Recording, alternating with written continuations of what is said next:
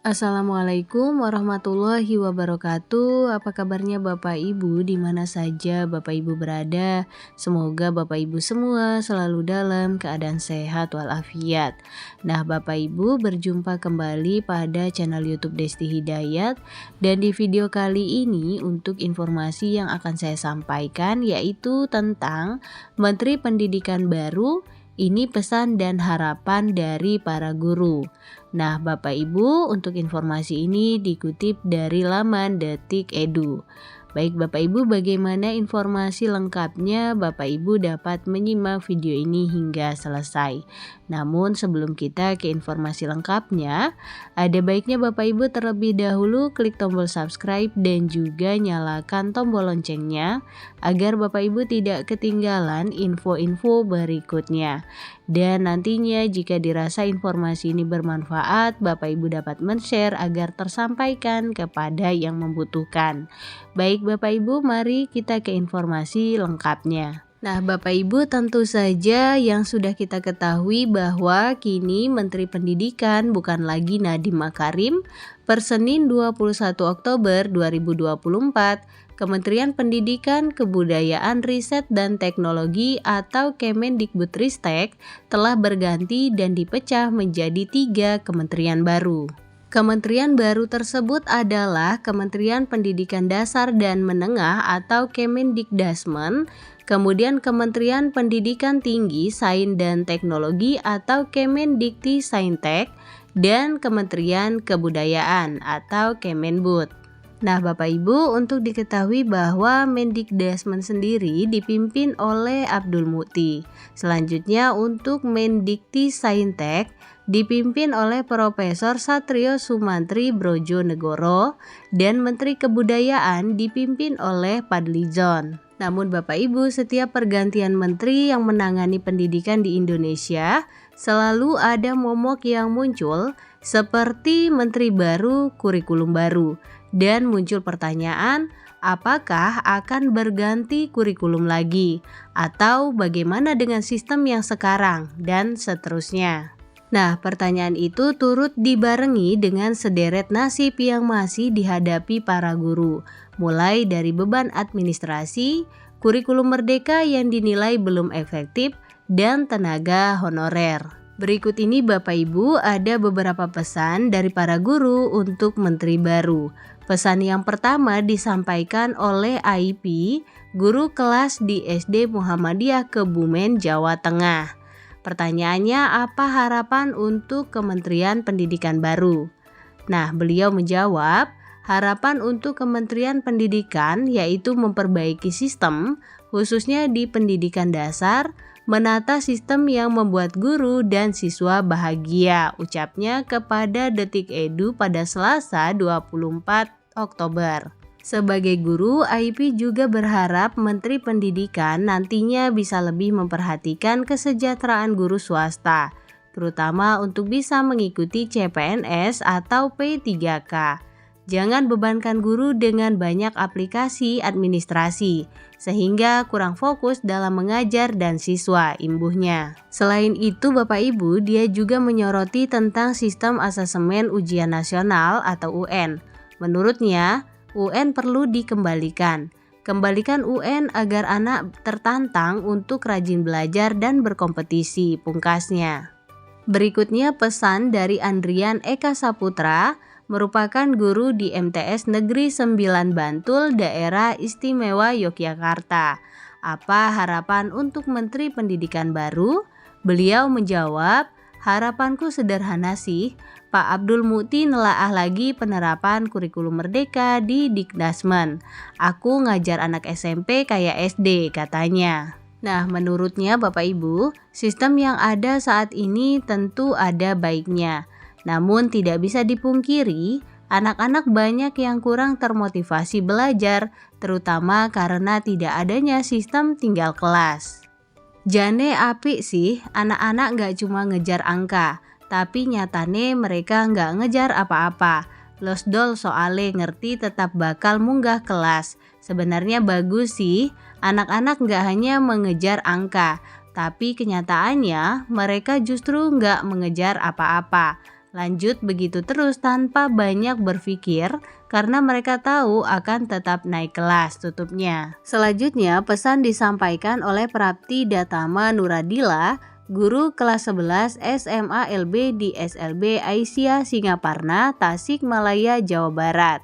Harapan untuk Kementerian Pendidikan yang baru, semoga selalu dapat merumuskan dan menetapkan kebijakan-kebijakan yang berpusat pada murid, khususnya pada bidang Diksus, di bawah Mendikdasmen, karena anak-anak berkebutuhan khusus perlu perhatian lebih dalam hal pembelajaran yang jauh berbeda dengan anak-anak di sekolah umum, lebih khususnya pada media yang berdasarkan pada teknologi modern, ucapnya. Selanjutnya terkait kurikulum yang akan disusun ke depan, ia mengatakan bahwa yang terpenting pembelajaran berpusat pada siswa dan tidak membuat sistem yang rumit untuk para guru. Melanjutkan kurikulum merdeka ataupun tidak, semoga ya apapun itu namanya, dapat membantu guru dalam meningkatkan kualitas pembelajaran tanpa sistem yang ribet, terlebih untuk guru-guru yang telah berusia lanjut, paparnya. Sebagai guru SLB honorer di sekolah swasta, ia juga berharap nasib guru honorer di sekolah swasta lebih diperhatikan, terutama kaitannya dengan pengangkatan entah menjadi ASN di sekolah negeri atau diperbantukan ke sekolah swasta dengan menjadi ASN. Semoga kedepannya para menteri yang terhormat lebih memperhatikan guru honorer, terlebih guru yang mengabdi di sekolah swasta, guna pemerataan guru. Jangan sampai seperti keadaan sekarang, guru ASN di sekolah negeri menumpuk, sedangkan sekolah swasta kekurangan guru, harapnya. Selanjutnya Bapak Ibu, pesan yang disampaikan oleh Wahyu Okta, guru di SMP 28 Purworejo, Jawa Tengah. Tidak perlu mengganti kurikulum atau sejenisnya, jika itu hanya mengubah nama tapi esensi tetap tidak jelas. Cukup fokus menyelesaikan akar-akar masalah yang ada dari dulu, seperti nasib guru honorer, pemerataan sarana prasarana, pemerataan kompetensi guru, dan buku bacaan yang penyusunannya sangat amburadul, harapnya. Sebagai guru muda, dia juga menilai bahwa sistem asesmen untuk siswa perlu diadakan agar bisa memotivasi siswa untuk belajar. Di sisi lain, sistem yang mengharuskan siswa harus selalu naik kelas juga harus dikaji serius. Sebab ada siswa akhirnya yang sampai tingkat SMP belum bisa baca tulis dengan seharusnya. Jangan buat aturan untuk guru selalu meluluskan atau menaikkan peserta didik ketika kemampuan mereka belum mencapai kriteria minimal. Contoh, ada siswa belum bisa baca tulis sama sekali, tapi sudah bisa sampai SMP, ungkapnya. Dia juga menyoroti posisi guru di sekolah, seperti yang pertama perlunya aturan untuk melindungi guru, karena semakin kesini profesi guru semakin dipermainkan oleh wali murid atau kalangan tertentu. Kemudian yang kedua, tidak perlu membebani guru dengan segudang administrasi yang sebenarnya hanya sebuah formalitas. Kemudian selanjutnya yang ketiga, jangan terlalu membedakan sekolah negeri dan sekolah swasta. Dari segi manapun, fasilitas sekolah juga tidak dibeda-bedakan antara kota, desa, dan pedalaman. Yang selanjutnya Bapak Ibu, semua guru diberi kesempatan untuk mengikuti pelatihan peningkatan kompetensi, tanpa harus menunggu batas minimal usia mengabdi. Terjunlah dulu ke lapangan sampai pelosok sebelum membuat program agar tepat sasaran, pesannya untuk Menteri Pendidikan baru. Kemudian selanjutnya Bapak Ibu, pesan yang disampaikan oleh Maharani, guru di SMA Taruna Muhammadiyah Gunung Pring, Magelang, Jawa Tengah. Seperti kita ketahui bahwa saat ini kementerian dibagi menjadi 3. Yang terbagi atas Kementerian Tinggi, Dasar Menengah, dan Kebudayaan. Harapan saya dari kacamata seorang guru adalah semoga dengan terbagi lebih spesifik seperti ini, pemerintah lebih fokus, lebih baik, lebih bijak dalam mengambil kebijakan terhadap masa depan pendidikan di Indonesia kita, ucapnya. Senada dengan guru-guru lain, dia turut memberi pesan bahwa Kementerian Pendidikan Dasar dan Menengah perlu membenahi sistem pendidikan dan kurikulum saat ini. Jujur saja, menggunakan Kurmer yang diadopsi dari kurikulum Finlandia kurang tepat dan kurang sesuai dengan daya juang karakteristik anak-anak Indonesia. Dihapuskannya UN justru menjadi momok bagi guru karena daya juang dan semangat anak-anak itu sangat menurun. Karena tidak adanya suatu momok yang digunakan siswa sebagai target apa yang akan ia capai, paparnya. Kondisi ini menurutnya diperparah dengan sistem tidak diperbolehkan tidak naik kelas, sebab sistem tersebut membuat anak-anak berleha-leha dan semakin malas belajar karena tahu bahwa mereka pasti akan tetap dinaikkan kelas oleh gurunya, walaupun nilainya kurang memenuhi standar.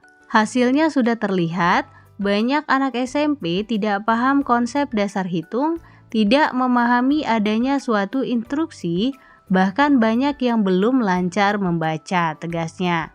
Di sisi lain, ia juga berharap Menteri Pendidikan baru dapat membenahi sistem yang terlalu membebankan administrasi formalitas ke guru. Sebab, beban administrasi yang banyak sangat menyita waktu guru. Kami sebagai guru terlalu banyak dibebani administrasi, Pak. Mengerjakan PMM, laporan kinerja, dan lain-lain, yang jujur sangat menyita waktu. Dengan keterbatasan waktu luang dan kepadatan jam mengajar, membuat kami sulit untuk belajar atas kodrat kami sebagai guru yang seharusnya menjadi tugas utama, ungkapnya. Harapan kedua, guru itu sebuah pekerjaan profesional, seharusnya juga mendapat upah yang profesional juga, tidak mentang-mentang tanpa tanda jasa, dianggap beramal jariah, harapnya. Nah, Bapak Ibu, demikian beberapa pesan dan harapan dari para guru di berbagai wilayah. Tentunya masih sangat banyak harapan-harapan lain dari guru di berbagai daerah yang ingin Menteri Pendidikan bekerja semaksimal mungkin.